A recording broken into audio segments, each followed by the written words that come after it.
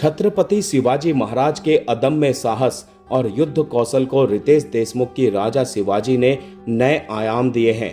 रितेश की मेहनत और फिल्म का भव्य स्केल इसे मराठी फिल्म इंडस्ट्री की सबसे बड़ी फिल्म बनाता है। मराठी के साथ यह फिल्म हिंदी में भी रिलीज हुई है। आइए जान लेते हैं कि क्या यह फिल्म थिएटर में देखनी चाहिए या हमें OTT का इंतजार करना चाहिए।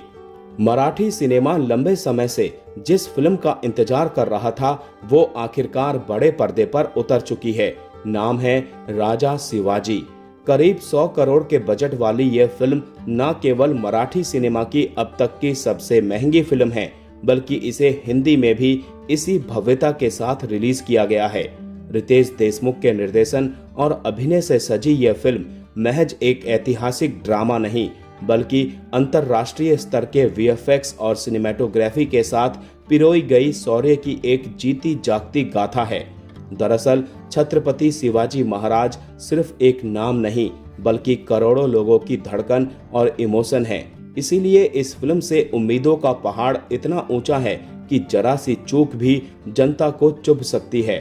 सोशल मीडिया पर चर्चा तो ऐसी है कि क्या रितेश देशमुख वो जादुई इतिहास फिर से जी पाएंगे। अब बड़े सितारे, विशाल सेट और युद्ध के सीन के बीच क्या जियो स्टूडियो के ज्योति देशपांडे और मुंबई फिल्म कंपनी के रितेश जेनेलिया देशमुख ने बनाई ये फिल्म सिर्फ चमक धमक तक सीमित है या कहानी में भी वही पुरानी धार है। इसी सच को जानने के लिए राजा शिवाजी का ये रिव्यू आप अंत तक सुनिएगा। फिल्म की कहानी उस दौर से शुरू होती है जब चारों तरफ जुल्म का साया था और दक्कन की धरती अपनों के ही खून से लाल हो रही थी। साल 1629 जब छत्रपति शिवाजी महाराज अपनी मां के गर्भ में थे, तभी देवगिरी किले में एक ऐसी विश्वासघाती घटना घटी जिसने इतिहास की धारा बदल दी। सुल्तान बुरहान निजाम शाह के आदेश पर शिवाजी महाराज के नाना लखुजी राजे जाधव की उनके बेटों और पोते के साथ दरबार में बेरहमी से हत्या कर दी गई। एक तरफ मुगलों की गिद्ध दृष्टि थी तो दूसरी तरफ निजाम और आदिल शाह की चक्की में गांव के गांव उजड़ रहे थे। इसी हाहाकार के बीच विद्रोह की वो चिंगारी सुलगी जिसे मां जिजाऊ ने अपने आंचल से हवा दी। उन्होंने अपने बच्चों को घुट्टी में ही स्वराज का संकल्प पिलाया और स्वाभिमान से जीना सिखाया। फिल्म का असली रोमांच तब चरम पर पहुंचता है जब खुद को साक्षात काल समझने वाला विशालकाय अफजल खान अपनी पूरी ताकत के साथ शिवाजी महाराज को कुचलने निकलता है। अब मुट्ठी भर मावलों के साथ महाराज उस पहाड़ी चूहे वाली रणनीति से उस राक्षस का अंत कैसे करते हैं, ये देखना रोंगटे खड़े कर देने वाला अनुभव है। और इसे महसूस करने के लिए आपको थिएटर में जाकर राजा शिवाजी जरूर देखनी चाहिए। रितेश देशमुख ने इस बार केवल कैमरे के सामने जादू नहीं दिखाया है, बल्कि कैमरे के पीछे से जो लैंडमार्क फिल्म ने रचा है उसे देखकर आप कहेंगे छा गए गुरु। देखिए, बॉलीवुड में काम करते वक्त रितेश महज एक एक्टर होते हैं, लेकिन जब बात मराठी सिनेमा की आती है और विषय छत्रपति शिवाजी महाराज जैसा विराट हो तो रितेश के लिए ये जिम्मेदारी हिमालय जितनी बड़ी हो जाती है, क्योंकि शिवाजी महाराज महाराष्ट्र का गुरूर है, उनकी अस्मिता है। ऐसे में रितेश के कंधों पर एक मराठा होने के नाते और विलास राव देशमुख की विरासत को सहेजने वाले बेटे के रूप में एक दोहरा दबाव था। जरा सी भी चूक इतिहास और भावनाओं के साथ खिलवाड़ मानी जा सकती थी, लेकिन रितेश ने इस प्रेशर कुकर वाली स्थिति में भी जो संयम और स्पष्ट विजन दिखाया है वो काबिले तारीफ है। फिल्म की राइटिंग में गर्व और देशभक्ति का ऐसा तगड़ा ब्लेंड है जो सीधे दिल में उतर जाता है। निर्देशन के जरिए उन्होंने साबित कर दिया है कि वो सिर्फ अच्छे एक्टर नहीं, बल्कि ऐतिहासिक महागाथाओं के ऐसे माहिर खिलाड़ी हैं जो दबाव में बिखरते नहीं, बल्कि निखर कर सामने आते हैं। इस फिल्म को उनके कैरियर की सबसे साहसी और सफल छलांग कहा जा सकता है। एक्टिंग की बात करें तो एक्टिंग के मामले में रितेश ने अपने कैरियर की बेस्ट परफॉर्मेंस दी है।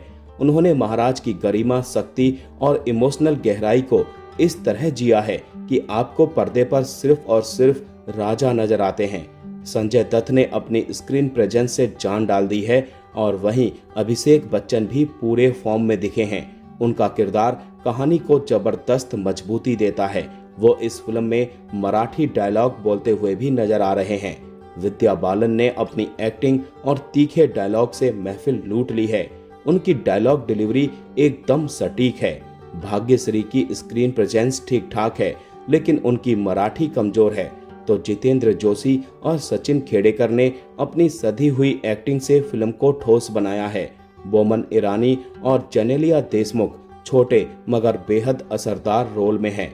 फिल्म के क्लाइमैक्स में सलमान खान का स्पेशल अपीयरेंस है, जिसे देखकर थिएटर तालियों और सीटियों से गूंज उठेगा।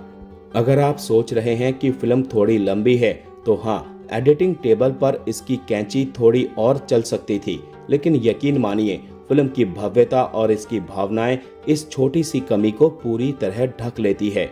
राजा शिवाजी केवल एक फिल्म नहीं, बल्कि हर भारतीय के लिए गर्व का वो लम्हा है जिसे महसूस करना जरूरी है। याद रखिए, शिवाजी महाराज किसी राजा महाराजा के घर पैदा होकर सिंहासन पर नहीं बैठे थे। वो जनता के कष्टों और उन पर हो रहे जुल्मों को देखकर जनता के बीच से खड़े हुए रचयिता राजा थे, यानी जनता के राजा थे। यह फिल्म हमें याद दिलाती है कि स्वराज का सपना सिर्फ एक समुदाय या जाति के लिए नहीं था, बल्कि वो हर धर्म और वर्ग के इंसान को साथ लेकर चलने वाला एक ऐसा भविष्य था जहां न्याय का राज हो। आज के दौर में जब हम उन आदर्शों को कहीं पीछे छोड़ रहे हैं, तब इस फिल्म को देखना और समझना और भी जरूरी हो जाता है। अगर आप इतिहास की उस धार को महसूस करना चाहते हैं जिसने भारत का भाग्य बदला, तो इसे जरूर देखें। यह फिल्म आपको सिर्फ इंस्पायर नहीं करेगी, बल्कि आपकी रूह को झकझोर कर रख देगी। ये एक विजुअल ट्रीट है, एक इमोशनल सफर है और सबसे बढ़कर हमारे गौरवशाली अतीत से रूबरू होने का एक सुनहरा मौका है।